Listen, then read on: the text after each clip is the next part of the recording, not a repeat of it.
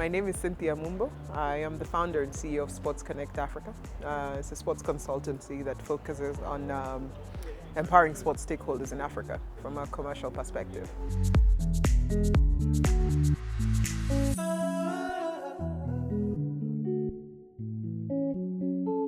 Let me say we do these separate things that we do from a business perspective. So our heart is basketball. So we live and eat, drink, sleep basketball. So we run basketball operations. Beyond that, our core is the commercialization of sports. So sports marketing, and we do consultancy work for either teams that are trying to restructure and commercialize their operations. We do partnerships, so a partnership engagement and what that would look like around activating those partnerships. We do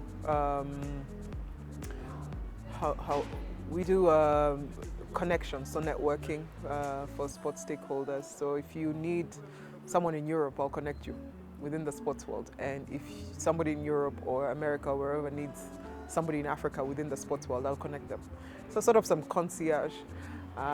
But beyond that, what I'm very excited about is we've gotten into the innovation space and we're partnering with an organization in India called TalentSub.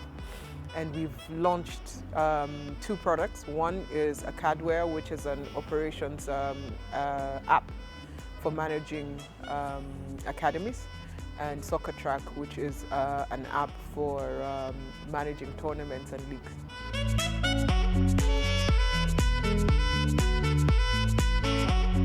Sports is fun, sports is life, sports changes people's lives.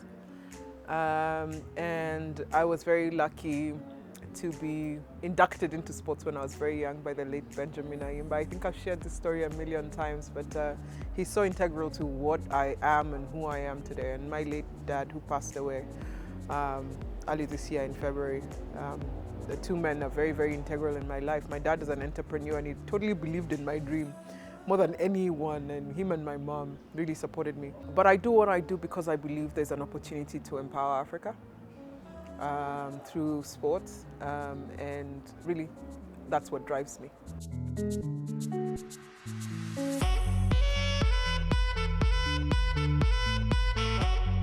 So I was born not too long ago. I was born in Kibera. And my parents worked really hard, so they moved us to, through the best experiences. But I always go back to where I was born because it really guided me and it grounded me. My best of friends are people that we grew up with there. I mean, they're all over the world now and all over Kenya. But that grounding for me is really strong. If it wasn't for Benja, who I grew up with in that same neighborhood. He used to make me run when I was a kid and give me his medals and his sweets when I'd win. And if it wasn't for that background, I probably wouldn't be who I am today because I was exposed to sports when I was still very, very young, 5-6 years old. So I left, we moved and I went to high school, State House Girls High School. And at State House, I wanted to be like my friend Sally, who we also grew up with in the same neighborhood. So she used to run so fast, and I say, I want to run like Sally. I think when you're kids, there's always this person that you look at or you look up to and say, I want to be like this person. And yeah, so I went to State House because Sally went to State House. That was my dream, yeah. And I went there. Unfortunately, I didn't break her records. I would have loved to, but she was too fast. And I ended up joining the basketball team, but after sprinting. I've always been a sprinter. I used to run pretty fast. And from there, I went and joined NSSF after high school. So I played basketball, was captain after high school. Then I went to NSSF, and it was a fascinating experience because I remember I sat on the bench for so long. When you join a new team, you think you're the star. When you come from high school, because in high school you're probably the only one who can play in the team. Everyone passes the ball to you if you're good. And I turned up that I found people who can play basketball. So I worked really hard. I remember going for training before anybody else. I'd train with the guys. I'd be taught how to, play with the guys' team before I joined the ladies' team. And at some point, I was given an opportunity to get into the court because someone got injured. Irene Marambi, I hope you're watching. Yeah, she got injured, and I was given an opportunity, and I played my heart out. And from that day on, I got the opportunity to continue playing basketball. From there, I moved to USIU. From USIU, I went to Sprite Storms. Then I played at KU. So I played for so many teams. Out at KU, I got an internship at Yana, and when we were at Yana, we set up a team. We started a team with my friend Stella, JT, and Doti. And really, that's what got me to where I am today. We played several years in the team, and at some point I got a job at EABL. So I got an internship, and then I was taken in as a salesperson. I worked at Yana for 5 years. Right, I worked at Yana for 5 years. While we were selling tires, we were playing the game, and then I got a job at EABL, and I was shipped to Muhoroni. But my passion never died. So I remember within that period, we never had Facebook, but people still used to make a lot of noise about what's not working.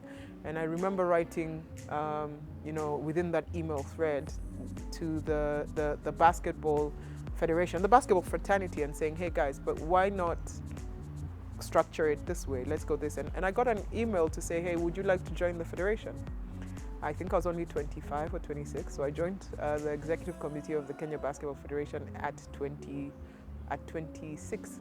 Yeah, 25 actually, and I was at KBF for I think 7 years, doing several things. My background is sales and marketing, so I'm very confident in convincing you to buy yourself.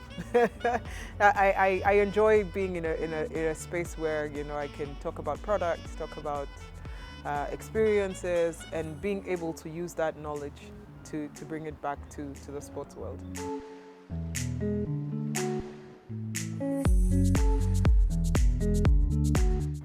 Well, one of the things that I was very excited about and something I'm very proud of is when we were at KBF, at 26, I was team manager for the national team at the All Africa Games.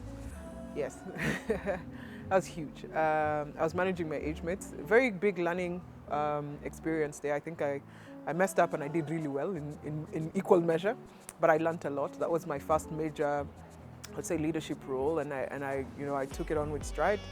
The other thing I'm very proud of is getting Kenyan basketball on SuperSport. So we were working with SuperSport.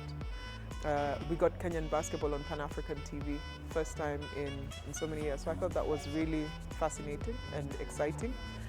And then beyond that,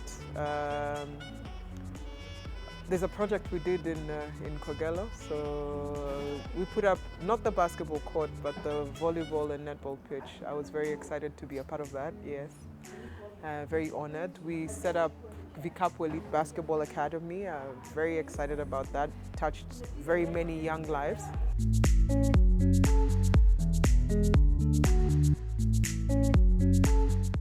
And then in 2018, we were very lucky to be picked by the NBA to run junior NBA in Kenya. We were managing the sports operations bit of that, so that was, again, absolutely amazing.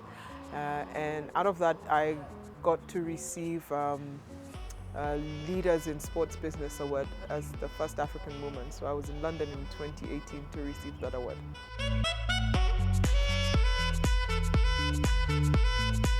My son Darren is 13 and he's 6'2". Yes, so he's very tall, very determined, very athletic. My hope is that he chooses to play basketball. He's playing now, but I mean, as a parent, I trust that whatever direction he takes, I will support him. There are a few opportunities that are opening up for myself and hopefully for him. So depending on how that goes, then I imagine that he will end up in basketball. My work is my life is my work. So I enjoy what I do. And it's just managing your time, managing relationships, and knowing what your limit is, your expectations. So it's not necessarily easy being an entrepreneur. It's not. It's crazy. I think the sacrifices and understanding that sometimes you literally cannot be where you want to be because you're looking at the end game. But ultimately, I always say that if you know where you're going, then really your path your job is to follow the path to get you there. So whatever the challenges are, that's part of the process.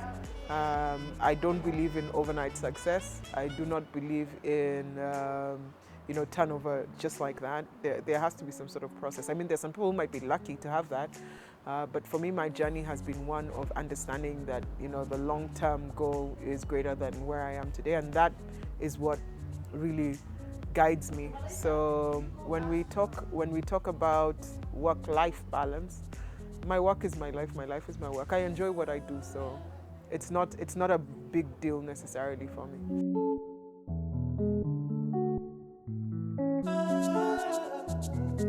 Still have so much to do. Goodness, my greatest legacy, I'm not there yet. My hope is that one day I'll own a basketball franchise in Africa, not just Kenya, one that encompasses all of Africa, but also be a motivator and a change of lives for Africans in sports, and really be part of the conversation that's talking about commercializing sports in Africa and creating opportunities for our people. There's one thing that I did that I think was the craziest thing I've ever done, running for president of Kenya Basketball Federation. I thought that was intense, extremely intense. I was abused. There was so much that went on because I chose to stand, and I took it with pride. I took it with stride. And when I look at what that did for me, when you ask me about young people, that opportunity or that experience for me was for other people to see and to know that it's not impossible. And it doesn't matter what kind of environment you're walking into, walk into it. You will be hit at, you will be screamed at. I think if you ask me, it was good that I did. I think there's so much more that has come out of that. Not just for me, but for many other women and for young people. Because, leadership in sports is always considered for, the older generation. So who are you? What makes you think you deserve to sit on this, on this sport and whatever.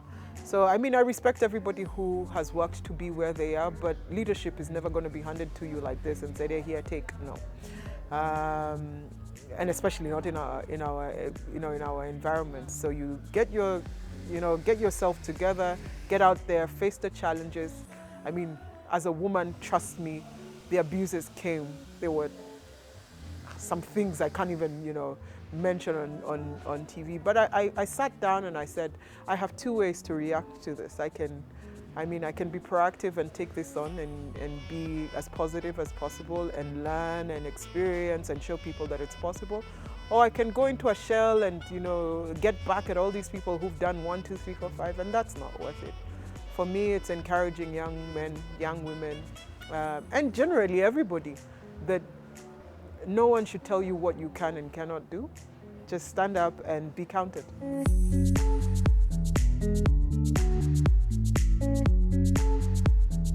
Going into entrepreneurship, understanding that you're in the business of making money, but knowing that for some time you will not make it.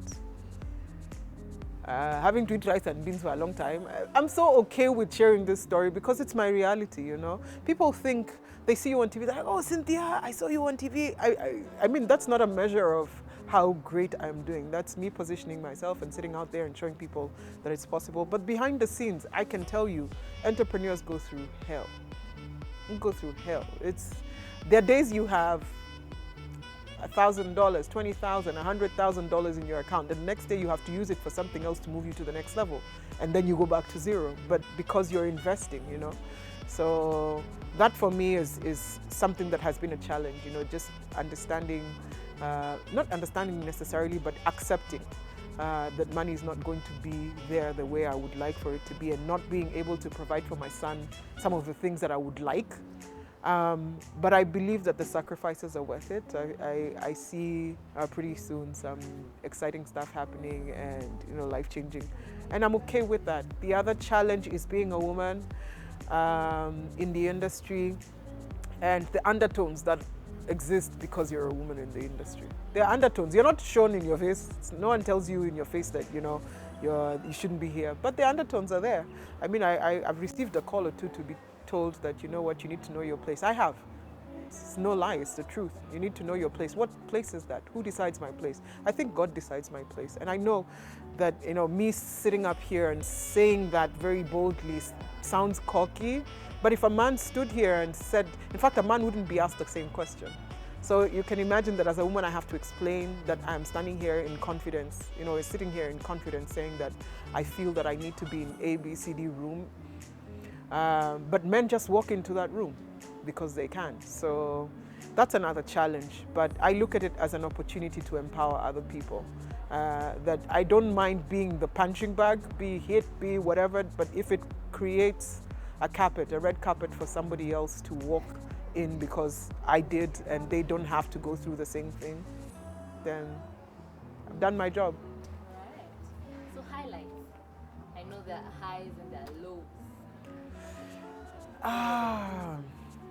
Well, I can't speak about the latest one, but it's good stuff.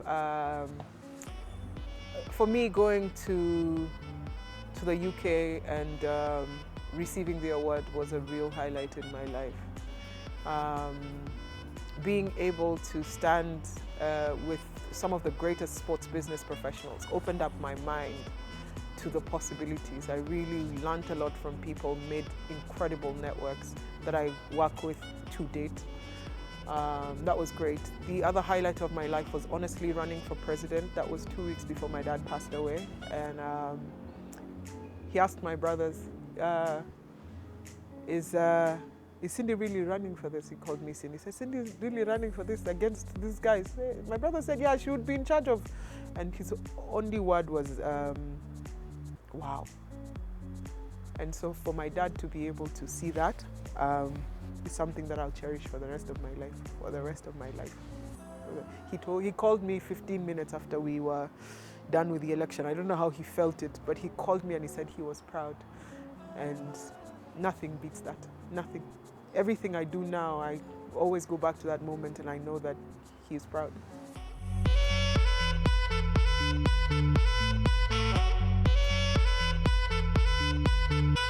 Stick to your story, trust in God. Genuinely, you can't have a coma in faith. You can't say, I trust God, but I don't know about tomorrow. Nobody knows about tomorrow. Just say, you know what, God, this is my dream. This is where I want to go. This is the work that I'm going to put in, and put in the work. Put in the work. Stay steadfast. I mean, if your vision's big, be bold. You'll be challenged because there are people in that space. So they're going to look at you like, what makes you think you need to be here, you know? But so what? Just go out there. We all have different paths. We all have different destinies. We all have different gifts. Share your gift with people. Change people's lives. Be okay with being challenged. Be okay with being criticized. Take what you think is valuable. Be okay with sitting back and just taking time to review yourself, because we all make mistakes, and I can attest, I've made a ton. But the gift God has given me, and I'm very thankful for, is that I take a step back. Fail a million times, just get back up. You will be judged. That's how we are as human beings judge. That's that's what we do. It's unfortunate, but don't be defined by people's judgment of you. Do not be defined by people's thoughts of you. Do not be defined by your mistakes. Let them guide you. Let them open up your mind. Study have a core team of amazing people around you, because you are a definition of who's around you. I'm very, very gifted. I'm very, very lucky. I'm very blessed to have incredible, I'd call them sponsors and mentors and friends. So, I mean, I have 2 or 3 guys from, I've never even met them in person, but I talk to them every other day. I have my friend Ray James, who is the CEO of iSport Connect. I talk to Ray 3 times a day. And I guess Ray, what do you think about this? But it goes beyond just what do you think about this. It's how's your family, how are you doing? I have my friend Danny, who will chop up anything that I send to him, says, Cynthia, this makes sense, but this doesn't, and I've been very, very lucky to have those kind of people around me. I have my crew, my girls, who I would die for and they would die for me. They stand by me and they look at me and they tell me when I'm crap. They tell me, Cynthia, this is crap. And so that's something that I don't take for granted. I really am honored to have those people around me.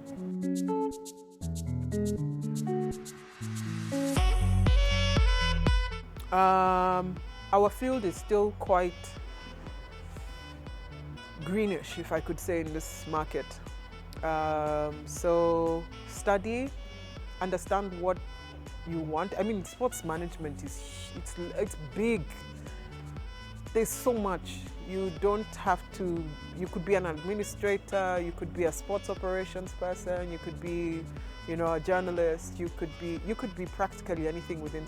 So find your niche, perfect your niche, and find a mentor, somebody who is within that line that can guide you, because we're not too many, but I imagine that those of us who are within the industry are very happy to support young people who want to get into this, business.